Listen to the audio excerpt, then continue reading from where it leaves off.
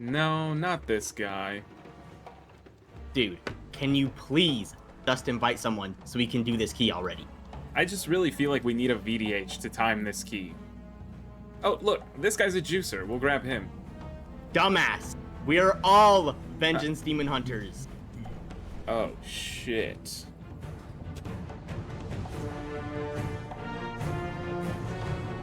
What up, gamers? I'm Aaron, and if you've been paying any attention at all this season, you've probably heard a lot of people saying, this is one of the best Mythic Plus metas of all time. But if you've just gotten declined to 15 sevens in a row, you're probably wondering where this balance is at. Well, today, I'm going to tell you all about how the Mythic Plus meta works, and why your spec is probably a lot better than people think. I'll start by just saying right off the bat, there are two types of metas in this game. The first one we'll call a bad meta, or realistically more like an imbalanced meta. So, in an imbalanced meta, the disparity between classes is incredibly large. And you might be thinking, hey, the disparity right now feels pretty damn large. But I'm telling you, it can be so much worse. I'll give you an example from one of the worst Mythic Plus metas of all time. Season 3 of Shadowlands, where we fought the Nipple Master himself. In this comp, we're going to take a Blood Death Knight and a Holy Priest. Already, this does not scream synergy, but synergy doesn't really matter, because not only does the Holy Priest do great damage, but no group can die as long as they're willing to press Flash Heal. And as for the Blood Death Knight, he really doesn't care what's going on. He parries 80% of all attacks, and does enough damage to rank B on a DPS tier list. So our first DPS here is going to be a Destruction Warlock, and while this doesn't sound that crazy today, it's hard to really explain just how terrible Warlock's reputation was at the time. For years, you would invite a Warlock to your group, take his health stones, and then kick him out of the party to run with anybody else. But now, he was doing 3 times everybody else's AoE damage, and his Infernals were perma-stunning packs, so even if your Blood Death Knight doesn't parry, the mob's getting stunned anyways. The second DPS we'd slot in is now a Survival Hunter, another spec that was notorious for dying to literally everything and offering no utility to your group whatsoever. So, as an ethical player, you're probably thinking, okay, we've got 2 useless damage dealers, we really need to fit in something with utility. And you could probably think that, you could put in a Windwalker, it's got good pack control, it does decent damage, but you want to time keys, right? So we're just going to slot in a second Warlock. So as you can see, it's not so important that your comp is reasonable, that it makes sense or works together or anything. You just take the best pieces and off you go to 3 chests your next key. Sounds pretty shit, right? Well, let's take a look at a good meta, or hopefully something a little closer to today's meta. So I mentioned in my video on simming your character just how crazy raid buffs can be. If every class is relatively balanced, slapping a full set of raid buffs on any one of these classes can take them from the bottom all the way to the top. So the meta becomes less about just taking the strongest pieces and more about building a cohesive team comp that really works together. Let's take a look here at this average 2500 Assassination Rogue player. He's simming at just under 1.5 million single target, in his AoE build of course. But if we get this guy a Battle Shout, we can see that his DPS increases by about 5%-ish. And if every key level is 10%, we're already getting close to about half a key level of damage on this player. So, what about now if we give this warrior and his rogue friend a Mystic Touch? You can see that their damage increases even higher. We're coming close to an entire key level of damage already. So if we take this to its logical end, we'll get them a Shaman, because melee love Wind Fury, right? And we'll throw in a Druid too for Mark of the Wild. And you can see here that we've got well over a key level and a half of damage on probably each one of these players. That is an insane power spike that really offsets just throwing in a better spec. For that example, imagine if we took this rogue out and we put in a fire mage. All of a sudden, this comp is way shitter. Not only does the warrior not want arcane intellect, but the mage doesn't want battle shout. Even if the raid buff situation were perfectly fine, the team is already at odds with each other, as the fire mage is desperate for big pulls, while the warrior is target capped and wants much tighter pulls. So, by making a less cohesive comp, you have immediately made everything shitter, despite adding an S tier spec.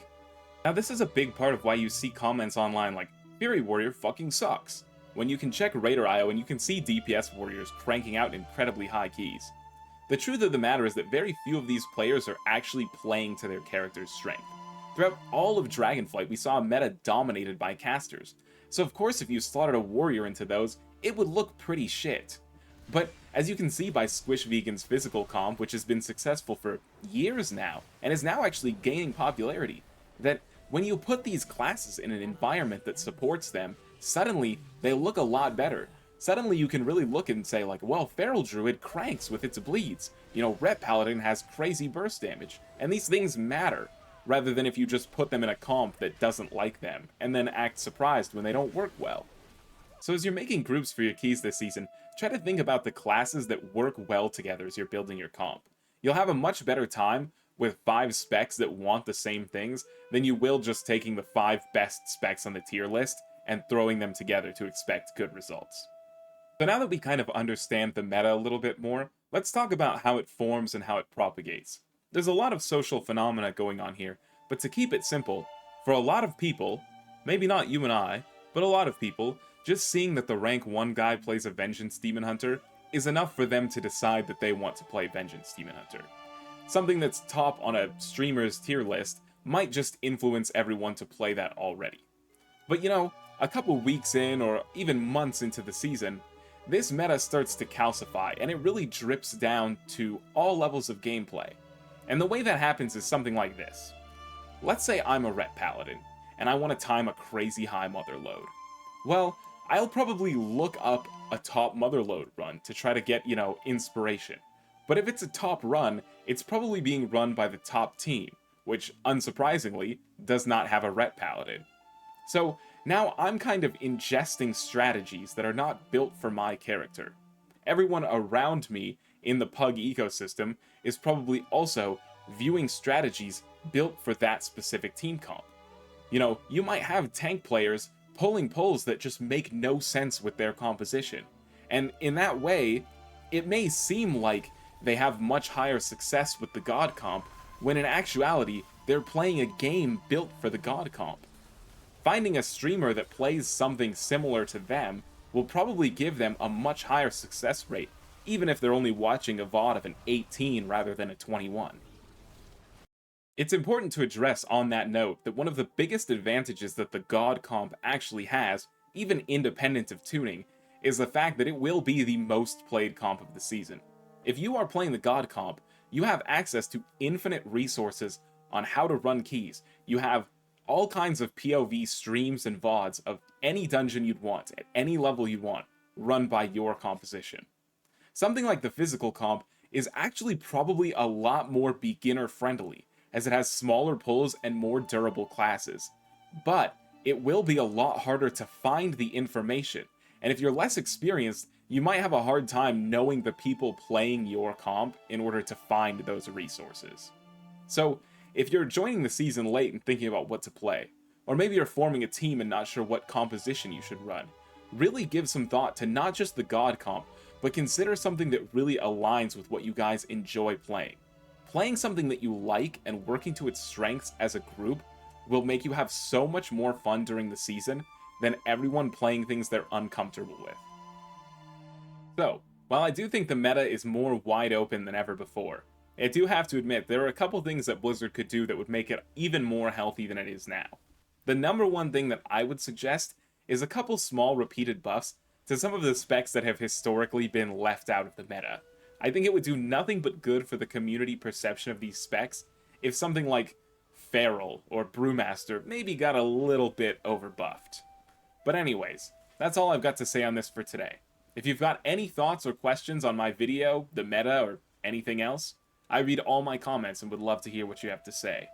And for real this time, I've made sure to get plenty of video scripts done, so I've got more content coming at a reasonable pace, and I hope to see you around for it. My name's Aaron, thank you for your time, peace.